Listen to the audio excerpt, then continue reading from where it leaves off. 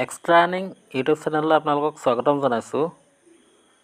আজি মই আপোনালোকৰ মাজলৈ এনেকুৱা এটা কনচেপ্ট লৈ আছোঁ যিটো কনচেপ্টত আপোনালোকে এটকাও ইনভেষ্ট কৰিব নালাগে আৰু আপোনালোকে এই কনচেপ্টটোৰ থ্ৰুৱেদি আপোনালোকে লাখ টকা ইনকাম কৰিব পাৰিব আৰু এইটো এটা সম্পূৰ্ণ জেনুইন কনচেপ্ট হয়। কোম্পানী সম্পূৰ্ণৰূপে গভৰ্ণমেণ্ট চাৰ্টিফাই হয়। আপোনালোকে মোৰ লগত যোগাযোগ কৰিব, মই আপোনালোকক কোম্পানীৰ লিগেল ডকুমেণ্ট প্ৰভাইড কৰি দিম। অ'কে, বিজনেছটোৰ ফালে আগবঢ়াৰ আগতে বন্ধুসকল আপোনালোকলৈ এটা অনুৰোধ, আপোনালোকে যদি এক্সট্ৰা ইনকাম কৰিব বিচাৰে এটকাও বিনিয়োগ নকৰাকৈ, আপোনালোকে মোৰ ইউটিউব চেনেলটো লাইক, শ্বেয়াৰ, ছাবস্ক্ৰাইব আৰু কাষতে থকা বেল আইকনটো প্ৰেছ কৰি ৰাখিব। তেতিয়া আপোনালোকে প্ৰত্যেক দিনাখনেই এনেকুৱা আপডেট পাই থাকিব যিটোত আপোনালোকে এটকাও ইনভেষ্ট কৰিব নালাগে, কিন্তু আপোনালোকে মাহেকত 10,000 পৰা 20,000 টকা উপাৰ্জন কৰিব পাৰিব। অ'কে, কোম্পানীৰ নাম হ'ল চাৰ্জপে। এইটো 2022 চনত ষ্টাৰ্ট হোৱা এটা কোম্পানী হয়, জানুৱাৰীৰ পৰা ষ্টাৰ্ট হৈছে। কোম্পানীৰ মিছন হ'ল সৰু সৰু যিবিলাক বিজনেছ আছে সেই বিজনেছবিলাকক চাৰ্জপে থ্ৰুৱেদি 2030 চনলৈকে এটা ভাল ইনকামৰ পথ দেখুৱাই দিয়া আৰু 50% নিবনুৱা যুৱক যুৱতীক এটা ভাল সংস্থাপন দিয়াটোৱে হ'ল কোম্পানীটোৰ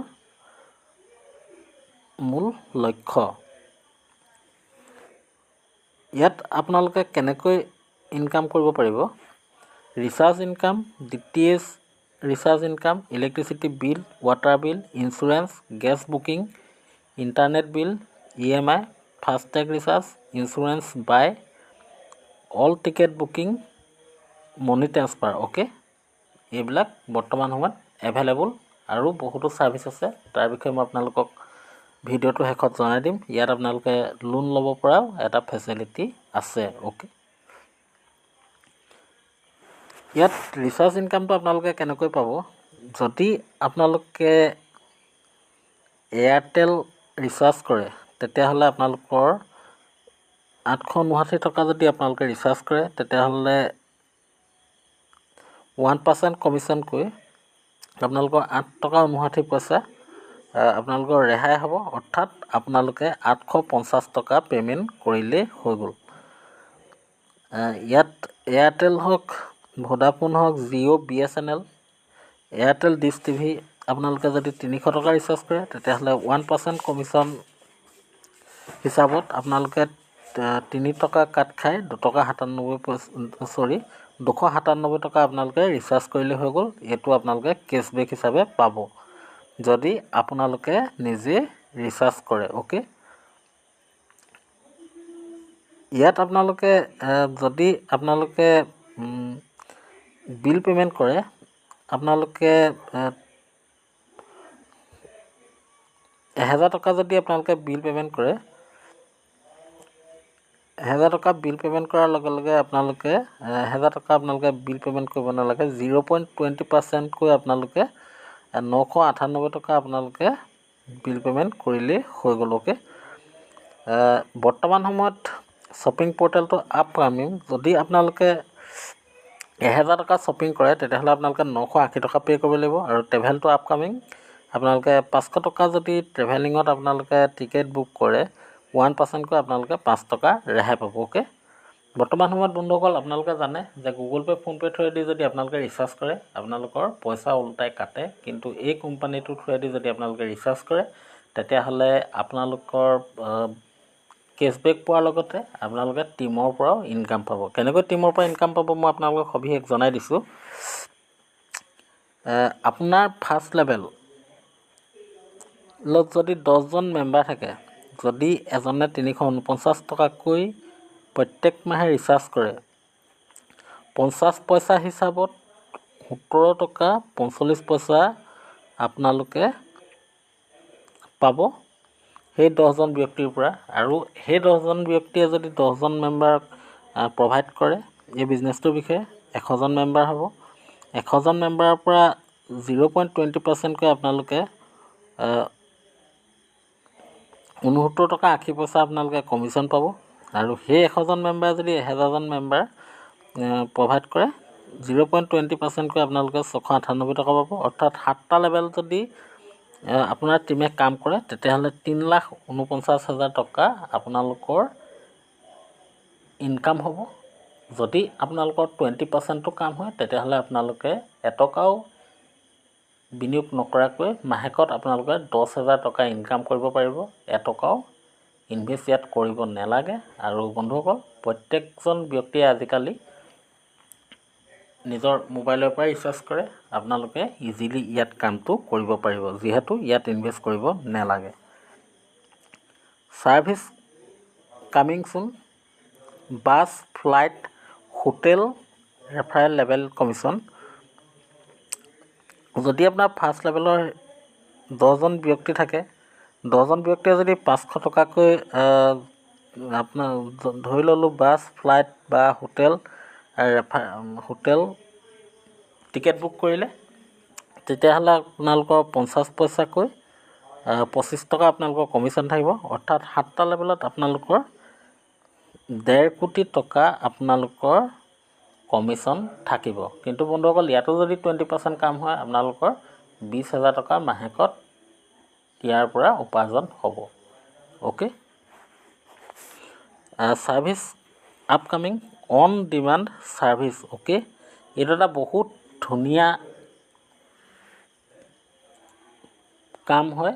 আপোনালোকে অন ডিমাণ্ড ছাৰ্ভিচ মানে এক্সাম্পল, আপুনি এজন মেকানিক, আপুনি এজন মিস্ত্ৰী, আপুনি আপোনাৰ হাতৰ বিদ্যা যি আছে, কোম্পানীয়ে 2 মাহৰ ভিতৰত প্ৰত্যেকখন ডিষ্ট্ৰিক্টত এটা অফিচ খুলিব আৰু সেই অফিচটোৰ থ্ৰুৱেদি আপোনাক তেখেতলোকে নিযুক্তি দিব।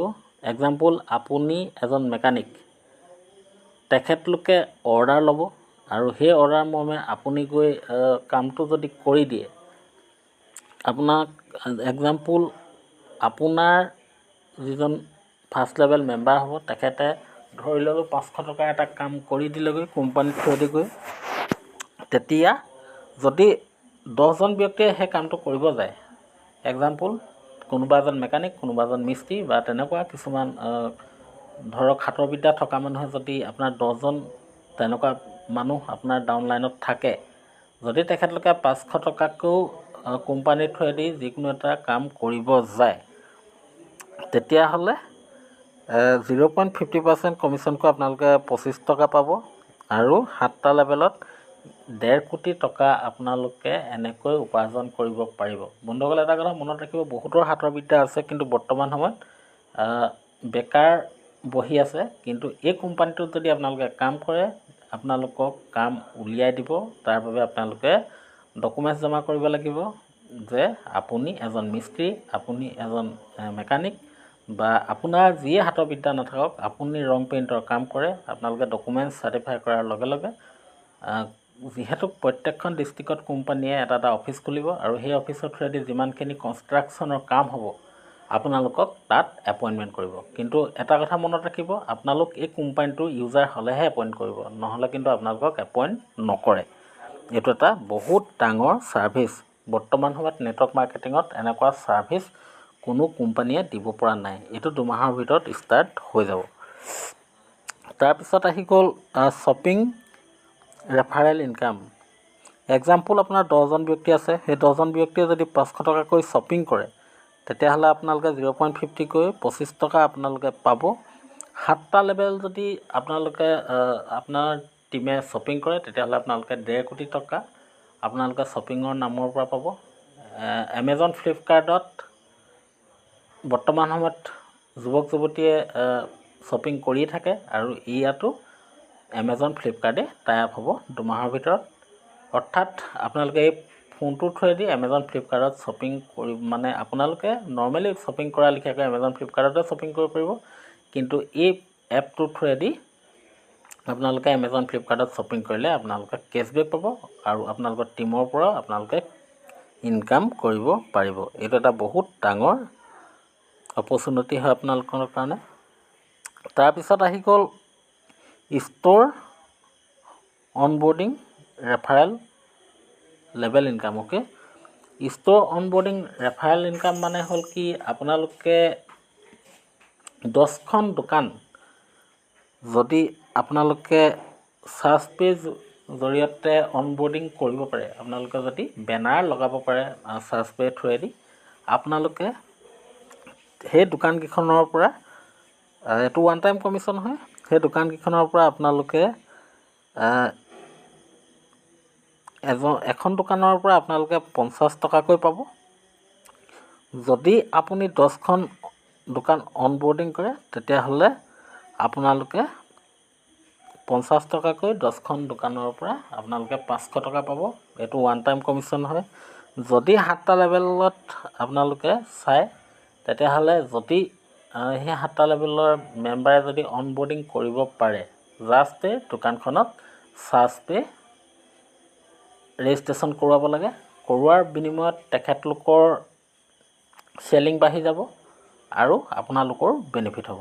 চেলিংটো কেনেকৈ বাঢ়িব বন্ধুসকল? যিবিলাক চাৰ্জ পে ইউজাৰ হয়, সেই চাৰ্জ পে ইউজাৰসকলে তাৰ পৰা বস্তু কিনিব, যিহেতু তেখেতলোকে কমিশ্যন পাব, কেছবেক পাব। এক্সাম্পল, আপোনালোকে যদি কোনোবা এখন দোকানত বস্তু কিনে তেতিয়াহ'লে আপোনালোকে কমিশ্যন নাপায়। কিন্তু আপোনালোকে যদি চাৰ্জ পে ইউজাৰ হয়, যদি চাৰ্জ পে অনবোৰ্ডিং এখন দোকানৰ পৰা আপোনালোকে যিকোনো এটা বস্তু কিনে, এক্সাম্পল আপোনালোকে 1000 টকা আপোনালোকে বস্তু কিনিলে, সেই 1000 টকাত আপোনালোকে 100 টকা কেছবেক পাব। আৰু যদি আপোনাৰ তেনেকৈ চাৰ্জ পে আপোনাৰ 7 নম্বৰ লেভেললৈকে আপোনাৰ ইউজাৰে দোকান অনবোৰ্ডিং কৰাব পাৰে, তেতিয়াহ'লে আপোনালোকে 2 কোটি টকালৈকে ইনকাম পাব। যদি ইয়াত 20% কাম হয় তেতিয়াহ'লে আপোনালোকে 30,000 টকা 40,000 টকা ইয়াৰ পৰা আপোনালোকে পাব। ইয়াত অনবোৰ্ডিং কৰিবলৈ কোনো ধৰণৰ ফিজ দিব নালাগে, মাত্ৰ দোকানকেইখনৰ প্ৰফিটহে হ'ব যদিহে অনবোৰ্ডিং আপোনালোকে কৰাব পাৰে। এইটো হ'ল ছাৰ্ভিচ আপকামিং, এইটো 2 মাহৰ ভিতৰত কমপ্লিট হৈ যাব। আটাইতকৈ ডাঙৰ এটা ইনকাম হ'ল লোন ছাৰ্ভিচ। অ'কে, ইয়াত আপোনালোকে 5 লাখ টকালৈকে লোন ল'ব পাৰিব। আপোনালোকৰ চিভিল বেয়া বা আপোনালোকৰ চিভিল ভাল, সেইটোৰ লগত কোনো মেটাৰ নকৰে, আপোনালোকে ইয়াত লোন ল'ব পাৰিব। ইয়াৰ সম্পূৰ্ণ দায়িত্ব চাৰ্জ পে ল'ব। অ'কে, অৰ্থাৎ গ্ৰাণ্টাৰ হিচাপে চাৰ্জ পে থাকিব, আপোনালোকে লোন ল'ব পাৰিব। ইয়াত কেনেকৈ আপোনালোকে লোন ল'ব পাৰিব, এইটো 2 মাহৰ ভিতৰত ষ্টাৰ্ট হৈ যাব। আপোনালোকে লোন ল'বলৈ হ'লে আপোনালোকৰ এভৰি মান্থ চাৰ্জ পে থ্ৰুৱেদি 10,000 টকা ইনকাম হ'ব লাগিব। সেইটো কাৰণে আপোনালোকে যিমান পাৰে, বৰ্তমান সময়ত মেম্বাৰ অসমত সীমিত, আপোনালোকে যিমান পাৰে সিমান ৰেফাৰ কৰক, বৰ্তমান সময়ত কষ্ট কৰক। কিন্তু আপোনালোকে যদি এই কোম্পানীটোত আপোনালোকে 3 মাহ সময় পাৰ্ট টাইম হিচাপেও আপোনালোকে দিয়ে, তেতিয়াহ'লে আপোনালোকৰ 3 মাহৰ পিছত ভাল এটা বেনিফিট হ'ব। অৰ্থাৎ এই কোম্পানীটোত এনেকুৱা এটা ছিষ্টেম নাই, যিটো ছিষ্টেম মেম্বাৰসকলে প্ৰত্যেকজন ইউজাৰে এই ছিষ্টেমটো প্ৰত্যেক মাহতে ইউজ কৰে। মোবাইল ৰিচাৰ্জ কৰাই হওক, টিভি ৰিচাৰ্জ কৰাই হওক, ইলেক্ট্ৰিচিটি বিল দিয়াই হওক, যিহেতু ইউজ কৰে ফোনপে গুগল পে থ্ৰুৱেদি, অৰ্থাৎ পইচা ফোনপে গুগল পে দিব লাগে, কিন্তু এই কোম্পানীটোৰ থ্ৰুৱেদি যদি কামটো কৰে তেতিয়াহ'লে কেছবেক পাবহে। সেইটো কাৰণে কোনেও না নকয়, যিহেতু ফ্ৰী, আপোনালোকে ইজিলি আপোনালোকে 10,000 ইনকাম কৰিব পাৰিব। আৰু 10,000 ইনকাম কৰাৰ লগে লগে আপোনালোকে 5 লাখ টকালৈকে আপোনালোকে ইয়াতে লোন ল'ব পাৰিব। যদি আপোনাৰ টীমে লোন লয়, এক্সাম্পল আপোনাৰ 10জন ব্যক্তি আছে, তেখেতলোকে যদি 5 লাখ টকাকৈ লোন লয়, 0.50%কৈ 250 টকা, অৰ্থাৎ 10জন মেম্বাৰৰ পৰা আপোনালোকে 2500 টকা কমিশ্যন পাব। তেখেতসকল লোন ক্ৰেডিট হোৱাৰ লগে লগে 2500 টকা আপোনালোকে পাব। যদি 7টা লেভেললৈকে ইয়াত লোন লয় তেতিয়াহ'লে আপ টু 1500 কোটি টকালৈকে আপোনালোকে ইনকাম কৰিব পাৰিব। এইটো এটা বহুত হিউজ কনচেপ্ট হয়, এইটো এটা বহুত হিউজ ছিষ্টেম হয়। আপোনালোকে এইটো যিটো ইনকাম হয়, এই ইনকামটো ল'বলৈ হ'লে আপোনালোকে বৰ্তমান সময়ত কষ্ট কৰক। 2 মাহৰ পিছত আপোনালোকে ভাল এটা বেনিফিট ল'ব পাৰিব। 150 কোটি নালাগে, যদি আপোনালোকৰ 30%ও কাম হয়, আপোনালোকে 1.5 লাখ টকা পৰ্যন্ত 1 টকা ইনভেষ্ট নকৰাকৈ আপোনালোকে ইয়াতে ল'ব পাৰিব। আৰু আপোনালোকে ভয় কৰিব নালাগে, কনচেপ্ট কেতিয়াও শেষ হৈ নাযায়। যিহেতু এনেকুৱা ছাৰ্ভিচৰ কনচেপ্ট কেতিয়াও শেষ নহয়। এইটো এডভাৰটাইজমেণ্ট কনচেপ্ট নহয়। এডভাৰটাইজমেণ্ট কনচেপ্ট বন্ধ হোৱাৰ চান্স থাকে, কিন্তু এইটো কনচেপ্ট কেতিয়াও বন্ধ নহয়। মই আপোনালোকক 100% গেৰাণ্টি দিব পাৰোঁ। অ'কে, এইটো